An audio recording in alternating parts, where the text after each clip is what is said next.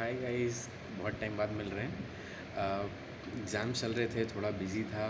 तो बीच में मुझसे कुछ लोगों ने, कुछ दोस्तों ने कुछ ऐसे कमेंट्स वो पूछते हैं कि भाई ये चार्ट पैटर्न कैसा है, reverse head and shoulder pattern के बारे में या cup and with handle pattern के बारे में। मेरा यार मन किया एक चीज़ मैं आपको एक वीडियो बना के बताऊं कि कैसे we shouldn't give very much importance to these chart patterns. पता है, देखो मैं आपको एक बात समझाता हूँ, मेरी बात समझना। चार्ट पैटर्न्स पे बहुत ज़्यादा डिपेंड नहीं होना चाहिए और बहुत ज़्यादा उनको भाव देने की ज़रूरत नहीं है आपको चार्ट पैटर्न्स को। आपको पता है क्यों? चार्ट पैटर्न्स उतने इंपॉर्टेंट नहीं होते हैं। मतलब अमन भाई, आप ये कैसी बातें कर रहे हो, अजीब सी बातें बता रहे हो। पहली बार हम सुन रहे हैं कोई ऐसा कह रहा है चार्ट पैटर्न को क्रिटिसाइज़ कर रहा है। नहीं नहीं, मेरी बात समझो। देखो, चार्ट पैटर्न्स इसलिए बनाए गए हैं ताकि हमें एक दिशा मिल सके, ताकि हम एक ऑर्गेनाइज्ड वे में काम कर सकें। ठीक है? चार्ट पैटर्न के हिसाब से नहीं चलते हैं स्टॉक्स। चार्ट पैटर्न एक रास्ता होता है, एक ज़रिया होता है जिससे हम सही टाइम पे किसी स्टॉक को पकड़ते हैं। एटलीस्ट अगर हमें ये पता है कि हमें reverse head and shoulder pattern जब बन जाए तब किसी स्टॉक को पकड़ना है, तो आपने ध्यान दिया आपने क्या किया ड्यूरिंग दैट पीरियड। जब reverse head and shoulder pattern बन रहा था उस टाइम पे आपने स्टॉक को नहीं छुआ। सोचो अगर आप उस टाइम पे स्टॉक को छूते तो कितने लंबे समय तक कंसोलिडेशन में फंस जाते। Reverse head and shoulder pattern या complex reverse head and shoulder pattern क्या है? एक तरह का कंसोलिडेशन ही तो है। लंबे टाइम से वो स्टॉक ने कोई बड़ा मूवमेंट दिया। सोचो एक नेक लाइन है, अगर स्टॉक इसके नीचे बार बार ऊपर नीचे इसी में फंसा हुआ है, इसका मतलब स्टॉक ने मूवमेंट ही नहीं किया। अगर हम ये कहें कि आप reverse head and shoulder pattern के ब्रेकआउट के बाद किसी स्टॉक को बाय करो, तो आपने सोचो कितने बड़े कंसोलिडेशन पीरियड को स्किप कर दिया, आप बच गए उसमें फंसने से। तो क्या आपको नहीं लगता कि reverse head and shoulder pattern follow करने की वजह से आप इस कंसोलिडेशन से बच गए? तो ये एक ज़रिया है हमें गलती करने से बचाने का। ये एक ज़रिया है जिससे हम फंसे ना स्टॉक्स में, ना कि ये बहुत इंपॉर्टेंट चीज़ है। मतलब मैं क्या कहता हूँ आपको अच्छे से समझाता हूँ। विवेक भाई ने आपको ऐसा बता दिया कि चार्ट पैटर्न जो होते हैं वो reverse head and shoulder pattern ऐसा होता है। और लोग, मैंने देखा है जो रिटेलर्स होते हैं, जो नए नए मार्केट में आते हैं, उनको बहुत नॉलेज ही नहीं होती चीज़ों की। वो भाई साहब इतना ज़्यादा इंपॉर्टेंस देते हैं, मैं मुझे हंसी आती है। देखो मैं आपको समझाता हूँ मैं क्या कहना चाहता हूँ। एग्जाम्पल लेते हूँ, एक बच्चा है जो कि उसको स्कूल रेस में जीतना है। ठीक है? स्कूल रेस मान लो 5 किलोमीटर की रेस है और उसे उसमें जीतना है, या फिर किसी कंपटीशन होने वाला है, स्टेट में कोई कंपटीशन होना है, 5 किलोमीटर की मैराथन होने वाली है और उसे जीतना है। तो उसके पापा ने उससे कहा कि बेटा एक काम करो, अब रेस जो है वो 6 महीने बाद है, तुम आज से ही 10 किलोमीटर दौड़ने की प्रैक्टिस करना शुरू करो। और 10 किलोमीटर जब तुम प्रैक्टिस करना शुरू कर दोगे तो जैसे तुम इतना डेली काम करोगे तो 6 महीने में तुम जब रेस होगी तो तुम बहुत अच्छा करोगे और तुम फर्स्ट आ जाओगे, तुम जीत जाओगे। ठीक है? अब वो बच्चा, अब आप समझ रहे हो इस चीज़ की गहराई को। अब वो बच्चा अपने पापा से पता है क्या क्वेश्चन पूछता है? पापा, अगर मैं, जैसे मैं डेली 10 किलोमीटर दौड़ता था, अगर मैं किसी दिन सिर्फ 9.8 किलोमीटर्स ही दौड़ा तो क्या मेरी सिलेक्शन होगी?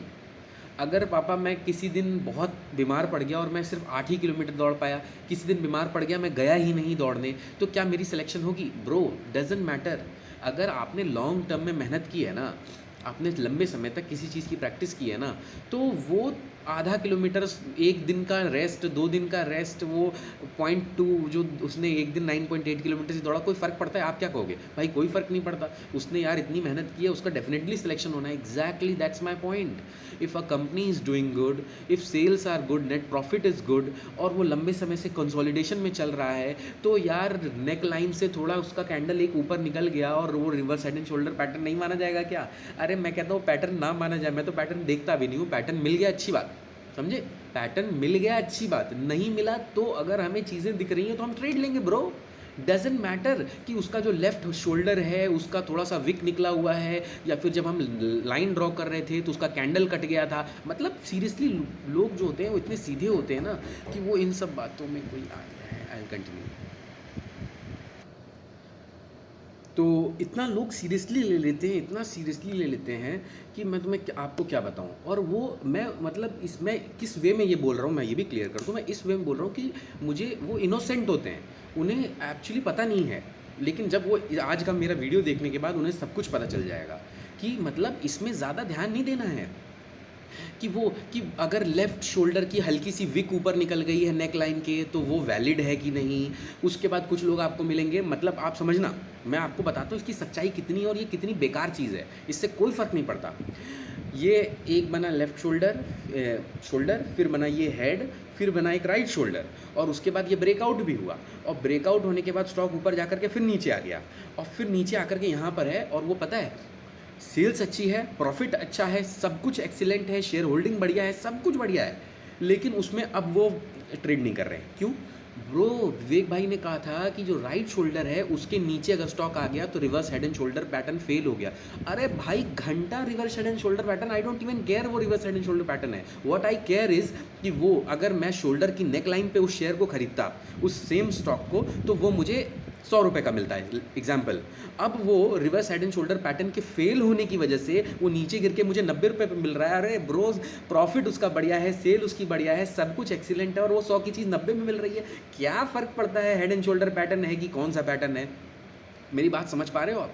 मैं कोई sense, I am making any sense? कि भाई सही बात है ना यार, हमें सस्ता और महंगा देखना है, हमें reverse head and shoulder pattern से क्या लेना देना है? फ्लैग एंड पोल पैटर्न और ये सब ऑपरेटर के बनाए हुए होते हैं ब्रो, आप खुद समझो ना। अगर reverse head and shoulder pattern को फेल करने वाला ऑपरेटर है तो बनाने वाला रिटेल इन्वेस्टर होता है क्या? पैटर्न बनाता भी तो ऑपरेटर है। ऑपरेटर चाहे तो पैटर्न बना दे, ऑपरेटर चाहे तो पैटर्न फेल कर दे, तो फिर हम उस पर इतना डिपेंड क्यों हो रहे हैं?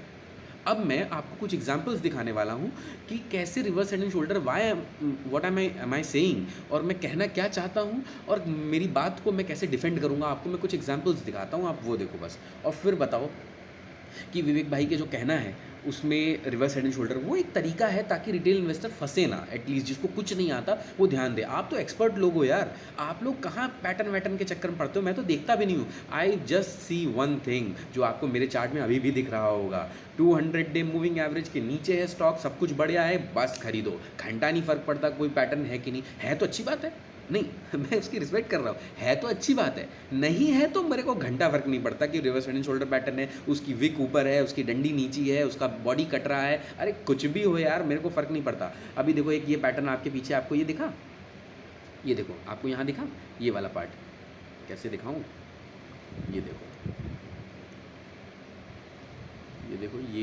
ये देखो दिख रहा होगा आप लोगों को, ये देखो यहाँ पर आपको दिखा, ये एक reverse head and shoulder pattern बन रहा है, बढ़िया है, बहुत अच्छी बात, मिल गया तो बहुत अच्छी बात है। अब मैं यहाँ पर कभी बाइंग नहीं करूँगा। क्यों बाइंग नहीं करूँगा? अरे भाई मेरा नियम ये कहता है, अभी यही सेम स्टॉक, यही सेम इन्फोसिस, जब ये यहाँ पर मिल रहा था, जब यही सेम इन्फोसिस मुझे,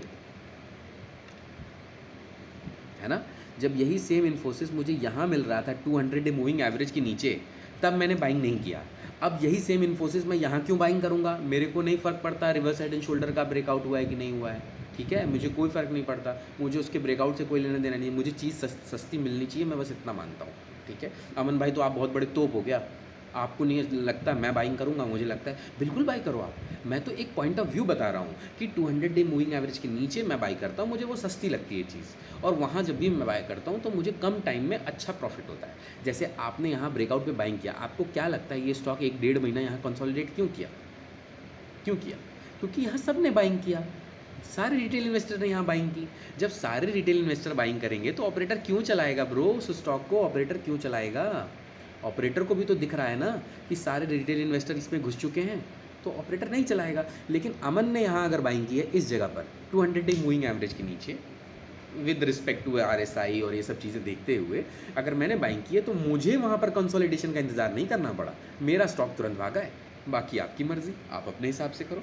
लेट्स से अब मैं आपको वो दिखाता हूँ जो मैं आपको दिखाने की बात कर रहा था कि कैसे आपको क्यों ध्यान नहीं देना होता है, आपको दिखाता हूँ। ये देखो, हो गई रिकॉर्डिंग, स्टार्ट हो रही है? हाँ हो रही है। तो अब आप बताओ, मेरे पीछे मैंने आपके लिए एक लगा रखा है, ये देखो ज़रा, आपको क्या लगता है कि ये reverse head and shoulder pattern सही है या गलत है? भाई अमन भाई ये तो गलत लग रहा है। क्यों? क्योंकि आप देखो ना, ये तो इधर जो लेफ़्ट शोल्डर है इसका तो ये देखो पूरा इतना बड़ा वो कैंडल निकला हुआ है, ये तो बेकार हो गया ना, ये तो वैलिड ही नहीं है। आप तो ये कहोगे तो वैलिड ही नहीं है, लेकिन कितना फ़र्क पड़ता है इससे? ये देखो स्टॉक क्या हुआ, ब्रेकआउट हुआ। अमन भाई ये स्टॉक कौन सा है? This is ITC। ये जो पैटर्न आप देख रहे हो ये 180 के लेवल का पैटर्न है, और आज ITC कहाँ चल रहा है? 450 रुपये। ब्रेकआउट नहीं हुआ क्या? शोल्डर पैटर्न नहीं चला क्या? अरे नहीं फ़र्क पड़ता। अगला एग्जाम्पल देखो, ये क्या है भाई? अरे अमन भाई ये कैसा पैटर्न है? ये भी reverse head and shoulder pattern ही है। लगाने वाले लगाते हैं, आप नहीं लगाओगे। लगाने वाले लगाते हैं, इसमें तो कोई विक ऊपर है, कोई विक नीचे है, ये तो पैटर्न ही पूरा टेढ़ा है। तो आप ये तो बेकार है, इसमें तो काम नहीं करना चाहिए, पैटर्न तो फेल हो गया। विवेक भाई ने सिखाया है पैटर्न एक लेवल पे होना चाहिए था। ज़रा देखो इस पैटर्न में क्या हुआ और पैसा बना कि नहीं, ज़रा देख लो आप। ये देखिए, आप ऊपर देखिए, ये देखिए कैसा लगा, ये देखिए, ये देखिए, ये देखिए। ठीक है, समझ आ रहा है? आगे देखो, अगला एग्जाम्पल बुलाइए। ये देखिए ज़रा, ये क्या है? अरे भाई ये तो किसी भी हिसाब का पैटर्न नहीं है, लेकिन ये पैटर्न है। आपने सीखा है ना कि सेम हॉरिजॉन्टल लेवल पे ही पैटर्न बनता है, उसकी विक कटनी नहीं चाहिए, इसका ये नहीं कटना चाहिए। आप जब सीधा देखोगे ऐसे भी पैटर्न होते हैं और बिल्कुल वैलिड होते हैं। कोई इन्हें ये नहीं कह सकता कि ये गलत पैटर्न है और आपको किसी ने गलत चीज़ सिखा दी है। बिल्कुल सही है वो। उसके बाद उसने काम नहीं किया क्या? देखो बहुत कम टाइम में अपना टारगेट अचीव किया। ठीक है, MRPL का था ये। अगला देखो, ये देखो, ये नीचे क्या क्या लिख के आ जा रहा है? अच्छा, ये क्या है भाई? ये देखिए, ये पैटर्न है। अगर आप सही से बनाते तो ये बनता कभी नहीं बनता। लेकिन ये देखो कैसा तिरछा और भागा कि नहीं। ये देखो जैसे ही ब्रेकआउट हुआ, यहाँ पर ये ब्रेकआउट हुआ है, आप अगर देख सको, ये देखिए यहाँ पर ये ब्रेकआउट हुआ है इस जगह पे, और तुरंत नेक्स्ट डे ही ये रीच हो गया। नहीं हुआ? आप देखो कितना फ़र्क पड़ता है इन पैटर्न्स से, कुछ फ़र्क नहीं पड़ता। अगला देखो, ये क्या है भाई? अब आप ध्यान दो, अगर ये reverse head and shoulder pattern है, क्या ये पैटर्न सही है? आपको लग रहा है सही? बिल्कुल सही पैटर्न नहीं है ये। क्यों पैटर्न सही नहीं है? ये पैटर्न इसलिए सही नहीं है क्योंकि ये देखो, अगर आप ध्यान दो तो ये सेम लेवल पे है ही नहीं। यहाँ पर ये देखो, ये पैटर्न सही नहीं है। क्यों? क्योंकि जब आप इसको सीधा ऐसे बनाओगे ये, तो यहाँ पर ये टच ही नहीं हो रहा है, तो ये तो पैटर्न हुआ ही नहीं। ये तो कुछ भी नहीं पैटर्न, ये तो कप है, विद हैंडल भी नहीं बना। लेकिन बनाने वाले टेढ़ा बना लेते हैं। क्यों? क्योंकि इससे व्हाट इट मीन्स इज़, ये जो पैटर्न है इसका जो मोटिव है बनाने का, वो है कंसोलिडेशन का पीरियड। कि एक ऑपरेटर है जो लगातार ये कोशिश कर रहा है, ऑपरेटर क्या कोशिश कर रहा है कि हम बार बार एक पर्टिकुलर लेवल से अराउंड दैट लेवल हम बार बार स्टॉक को नीचे दिखा करके एक रेजिस्टेंस बनाने की कोशिश कर रहे हैं, साइकोलॉजिकल रेजिस्टेंस दिखाने की कोशिश कर रहे हैं कि उस रेजिस्टेंस पे, ताकि इस रेजिस्टेंस पे जैसे ही आएगा तो जो रिटेल इन्वेस्टर है वो निकल जाए डर के मारे। वो ये सोचे कि हाँ यार यहाँ से स्टॉक दोबारा गिरेगा तो यहाँ से मैं निकल जाता हूँ, और जब ये टूटेगा तो फिर मैं, मतलब जब निकल जाएगा तो मैं वापस बाइंग कर लूँगा, अगर ब्रेकआउट हुआ तो, और नीचे आ गया तो फिर वापस बाइंग कर लूँगा। ऐसा सोच करके वो बेच देते हैं इस नेक लाइन पे। ये सिर्फ एक बेवकूफ़ बनाने का तरीका होता है और हम लोगों को एक कंसोलिडेशन से बचाने का एक तरीका होता है। और एक कोई एग्जांपल अमन भाई है आपके पास कुछ? ये देखो, ये बताओ ये कैसा लगा आपको? ध्यान दो इसमें, देख रहे हो टेढ़ा? अगर आप इसको सीधा बनाओगे तो या तो कहीं टच नहीं होगा और या तो कोई विक कट रही होगी, कोई कैंडल कट रही होगी। लेकिन क्या ये काम नहीं किया? देखो ज़रा कितनी तेज़ी से काम किया। मुश्किल से 1 महीने के अंदर 80% का RH ये है reverse head and shoulder pattern. अगला देखो, ये देखिए। अब आप देखो इस चीज़ में क्या नोटिस कर रहे हो? आप कुछ नोटिस कर रहे हो? ये देखो, अगर आप ध्यान से देखो इस reverse head and shoulder pattern को, इस जगह पर समझ पाए? येलो कलर ले लेता हूँ, अच्छा दिखेगा। इस जगह पर, तो इस जगह पर तो ये जो आपकी लाइन है, इस लाइन को तो ये देखो, ये कैंडल्स कट कर रही हैं, तो ये तो सही से वैलिड ही नहीं हुआ। उसके बाद यहाँ पर देखो, ये देख रहे हो? तो सही, आप मेरी बात समझ रहे हो ना? ये पैटर्न्स मैं क्यों, मतलब ये बार बार बोल रहा हूँ, मेरा बोलने का मेन ये है कि जो लोग ये पूछते हैं कि यहाँ पर ये हल्की सी एक विक निकल गई तो ये वाला शोल्डर माना जाएगा कि नहीं, ये वाली यहाँ ऐसा हो गया तो ये वाला वैलिड है कि नहीं। उसके बाद अब यही नहीं, ये सुनो, ये ब्रेकआउट होने के बाद ये वापस नीचे आ गया यहाँ पर, तो ये पैटर्न वैलिड है कि फेल हो गया? अरे मेरे भाई कहाँ फंसे हुए यार आप? पैटर्न वैटर्न, ये तो छोटे बच्चे ये सब काम करते हैं, पैटर्न फेल होना और ये बनना। अरे मैं तो सिर्फ इतना समझता हूँ कि अगर ये जो ई लिखा है, ये बस मेरे काम की ये चीज़ है। अगर अर्निंग अच्छी है, सेल अच्छी है, प्रॉफिट अच्छी है, ओवरऑल फॉल की वजह से ये नीचे आया है, ओवरऑल मार्केट फॉल की वजह से, तो ये अब महंगी चीज़ अब आपको सस्ती मिल रही है। बस इतना मतलब होना चाहिए, ये चीज़ पहले महंगी थी और ये गिर करके सस्ती हो गई, वो यहाँ नहीं खरीदेंगे। क्यों? पैटर्न फेल हो गया। अरे पैटर्न फेल हो गया, 100 रुपये की चीज़ 90 की मिल रही है, लेकिन पैटर्न फेल हो गया इसलिए हम नहीं खरीदेंगे। क्या भाई, मत खरीदो भाई, तुम्हारी मर्जी है। ठीक है, तो आप मेरी समझे कि मैं ये क्यों लाया था आपके लिए। ये देखो ज़रा एक स्टॉक देखो, ये देखो यहाँ पर, ये दिखाना चाहता हूँ मैं आपको। ये देखो, ये देख रहे हो आप? वो पूछेंगे कि ये वाला वैलिड है कि नहीं, ये पूछेंगे यहाँ पर, ये देखो ये तो क्रॉस कर गया विक, है ना, ये है कि सही है कि नहीं। तो आप मेरी बात समझे कि इन पैटर्न्स को बहुत ज़्यादा इज्जत देने की ज़रूरत नहीं है, इनसे बहुत फ़र्क नहीं पड़ता। सस्ता मिल रहा है मेरे हिसाब से, तो यहाँ पर ख़रीदने वाले, मेरे हिसाब से यहाँ पर ख़रीदने वाले इंसान को बहुत समझदार नहीं मानूंगा। आप मेरी बात समझना, यहाँ पर ख़रीदने वाले को बहुत नहीं समझदार मानूंगा, क्योंकि उसने एक अच्छे पैटर्न के ब्रेकआउट पे किसी चीज़ को ख़रीदा है। मैं नहीं मानूंगा समझदार, उल्टा मैं उस इंसान को यहाँ ज़्यादा समझदार मानूंगा अगर उसने उसको यहाँ कहीं ख़रीद लिया होता। अमन भाई यहाँ कैसे कोई ख़रीद सकता है, मतलब ये एक लेवल है, इस लेवल का ब्रेकआउट जैसे ये लेवल टूटा, यहाँ पर किसी ने अगर खरीद लिया, सोचो। और ऑब्वियसली वो ज़्यादा समझदार भी है, क्योंकि उसने पैसे ज़्यादा बनाए हैं, वहाँ उसने ज़्यादा पैसे बनाए हैं। और आप head and shoulder pattern reverse वाला देख करके उसके ब्रेकआउट पे पैसे लगा रहे हो, मतलब आप मेरी बात समझ रहे हो ना मैं क्या कह रहा हूँ? आप समझ गए होगे, आप लोग बहुत समझदार हो। और कोई एग्जाम्पल है आपके पास? बस ख़त्म हो गया। ये तो भाई महान लोग हैं, इनकी तो बात हम लोगों ने उस दिन कर ही ली थी ग्रुप में। एक जने हैं जो उसका टारगेट घटा रहे हैं, एक दूसरे जने हैं जो सेम का टारगेट बढ़ा रहे हैं। दोनों लोग ये एक्सपर्ट लोग हैं, ये दोनों एक्सपर्ट हैं। और एक एक्सपर्ट गलत होने वाला है खुलेआम, क्योंकि कॉन्ट्राडिक्टरी स्टेटमेंट्स हैं, खुलेआम गलत होने वाला है। अब आप बताओ, आप अगर आम इंसान इनकी, मान लो कोई इंसान दोनों को फॉलो नहीं करता, किसी एक को फॉलो करता है, तो उसके पैसे बनेंगे या बिगड़ेंगे? और ये दोनों ही बेवकूफ़ बना रहे हैं। कैसे? अभी उसका स्टॉक ही 2900 चल रहा है, जो एक ने दिखाया कि ये 2200 जाएगा, तो वो सोच करके कि नेगेटिव है वो बेच देगा, और दूसरा सोचेगा कि यार इन्होंने जो टारगेट सेट किया है वो तो 2800 का ही किया है, और ऑलरेडी अभी 28 साढ़े 2800 तो चल ही रहा है, इससे अच्छा यार मैं सेल कर देता हूँ, वो मुझे ज़्यादा फ़ायदा रहेगा। क्यों सेल करने में? क्योंकि एटलीस्ट मेरे कुछ पैसे तो बच जाएंगे, और वैसे भी स्टॉक ज़्यादा ऊपर तो जाने वाला नहीं, क्योंकि 2800 का टारगेट आ गया।